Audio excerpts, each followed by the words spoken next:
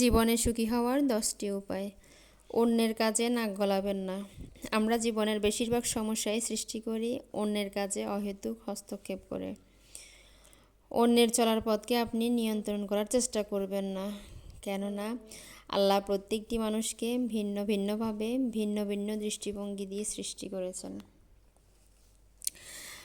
ক্ষমা করে মনে রাখবেন না, ক্ষমা মহৎ লক্ষণ, কিন্তু সেটা মহৎ থাকে না যদি আপনি সেটা সবার মাঝে বলে বেড়ান।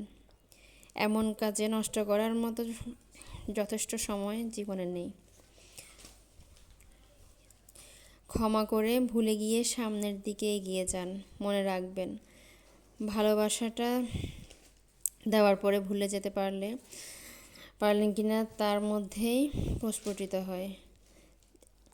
স্বীকৃতির জন্য কামনা করবেন না।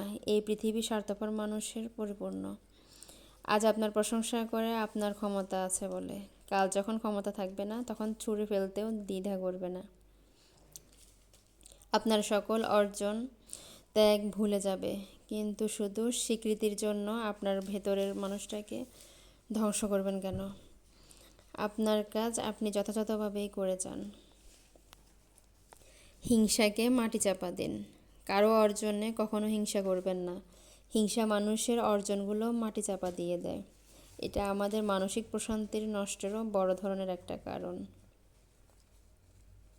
নিজেকে বদলান। আপনি যদি আপনার চারপাশ পরিবর্তন করে